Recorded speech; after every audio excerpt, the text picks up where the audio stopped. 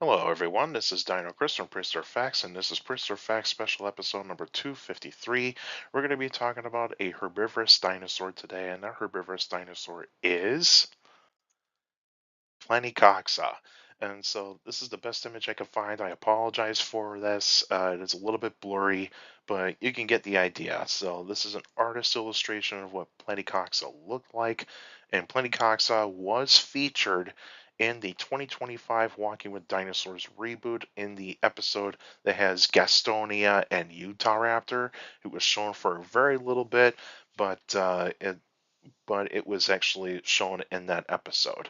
And so anyway, this is what Planicoxa look like, so let's actually learn more about it. Some information about Planicoxa. The name means flat hip.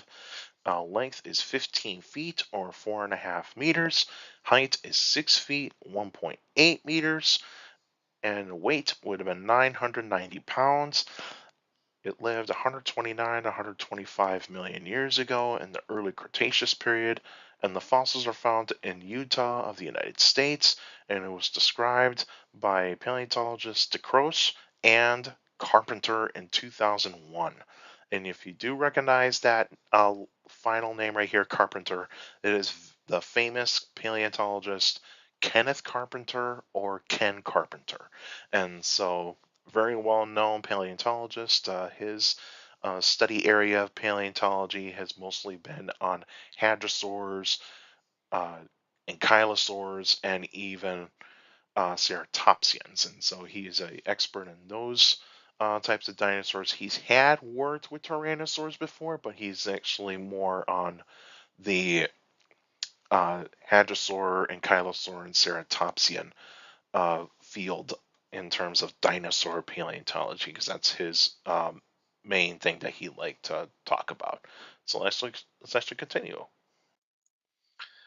And so what we have here is a map of the United States, and where I have this red circle here, I have highlighted the state of Utah, which is this like pinkish or reddish orange uh, state right here that is in between the states of Nevada, Colorado, Utah, Wyoming, Idaho, and one corner of New Mexico. And so this is where Planicoxa fossils have been found in the state of Utah, and plenty of dinosaur fossils have been found in Utah because Utah is more well known for the Morrison Formation dinosaurs, so the late Jurassic period dinosaurs, but they do get early Cretaceous dinosaurs there as well. And here is an illustration of Planicoxa size chart of Planicoxa compared to a modern day human. And so Planicoxa is a medium sized dinosaur. It is not a very large dinosaur. This is considered to be medium sized. And then on the bottom right here, we have an artist illustration of the holotype specimen of Planicoxa. There has been another Planicoxa fossil has been discovered, but there's not much material. But there is some debate of the second Planicoxa fossil about if it is Planicoxa in terms of a different species, or is it another species that was already given a name? And so that has been in debate. But with the holotype specimen, not a lot has been found. So there is one neck vertebrae, mostly thoracic vertebrae, and got the hips, and you also got majority of the legs, except for some foot bones that are missing, couple of tail vertebrae, and one nearly complete arm.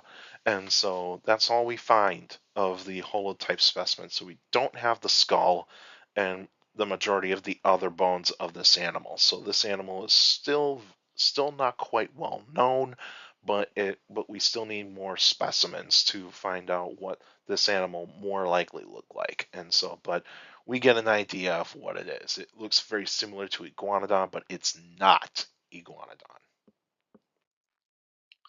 More information about Planicoxa.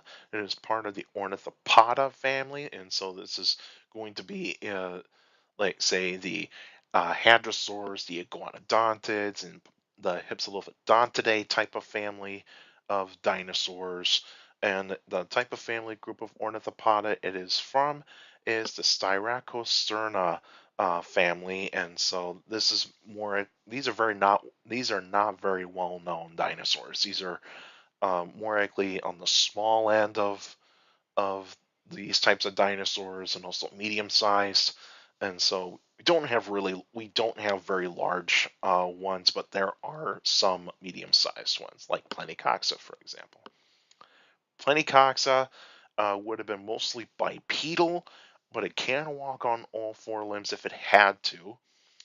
And it had chewing teeth compared to its relatives, and also like its relatives, would have a beak on the front of the skull and the jaws, so it would be able to use that keratin covered beak to actually grab hold of plants and be able to chew it and swallow it. And of course, it's a herbivore. It is a herbivorous dinosaur. The environment in which Planicoxa lived in would have been warm and semi-arid, so it would have been a little bit dry. There would have been wet and dry seasons on plants around that time, with plenty of trees, ferns, cycads, and early flowers. There was no grass during that kind of time. There would have been plenty of lakes, rivers, and ponds. And the other animals that were around were like insects, amphibians, reptiles, mammals, pterosaurs, and non avian dinosaurs. There probably were birds around that kind of time, or the avian dinosaurs, but I don't know too much about the Cedar Mountain Formation of if there were bird fossils that were found in that type of rock formation, because this is where Planicoxa fossils have mostly been found in, is the Cedar Mountain Formation. There were predators of Planicoxa. Planicoxa's main threat would have been dromaeosaurs. So these would have been large dromaeosaurs. So more likely dromaeosaurs that were like in between Utahraptor and Deinonychus. But Utahraptor was a bit older. Deinonychus was later, and so Planicoxa lived in between those two dinosaurs. So there probably were some type of dromaeosaurs that were around, and there's possibility that Carcharodontosaurs were probably uh, predators of Planicoxa, but there's not enough material to actually know if Carcharodontosaurs were in the area of Planicoxa or the time frame of Planicoxa. But I think there were uh, possibly like an Acrocathosaurid type of dinosaur, but it's not totally confirmed yet. There were early tyrannosaurs at that point in time, but they were on the small end. They were very, very small, but not much of a threat to Planicoxa. And so dromaeosaurs would have been the main threat of Planicoxa.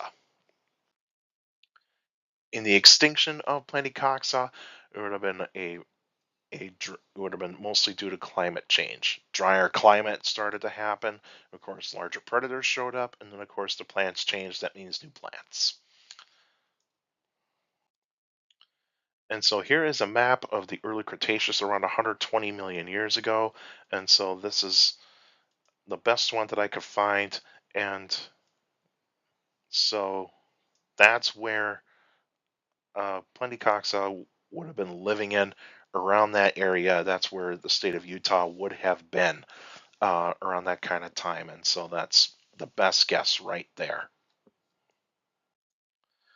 And so the next episode would be on November 13th, 2025, and that will be a Q&A episode. So if you got any questions about dinosaurs and other prehistoric life, feel free to email me at dinochrist71@gmail.com, or just go on my Facebook page, Prehistoric Facts with Dino Chris.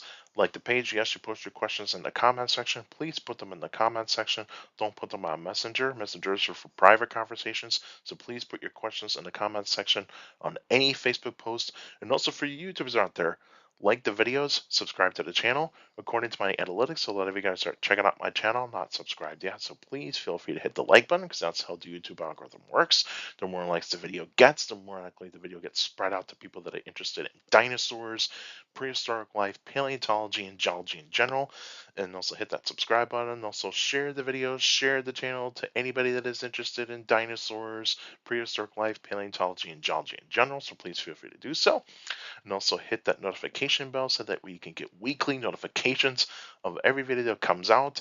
And also, if you go on my channel, you hit the post tab. I actually do posts of, like, say, updates in paleontology, mostly dinosaur news, um, and also updates on some videos. And of course, polls. I post polls every 3 days on the channel, and so you guys can interact. And I love seeing all of you guys interacting on the polls. That's awesome. And so yeah, so check out the posts in the posts tab on my YouTube channel. And also for YouTubers out there, feel free to leave your questions in the comment section because I do read them all. All of you guys that are sending me questions via email, Facebook, and YouTube, you guys are awesome. You're giving me some great questions for the Q&A episodes, so keep up the great work. And also make sure you keep your questions short and to the point. You can also follow me on Instagram at dino.chris.pf. I post pretty cool stuff on there. You can also follow me on Threads, same thing, at dino.chris.pf. I post pretty cool stuff on there as well. Also, take care of people around you. And also, for younger people out there, that make sure to listen to your parents, your teachers, and your guardians. It's the best motivation you can have a good education. It's very important to have a good education. With a good education, you get a good job in the future. That's it for now, and I'll see you guys next time.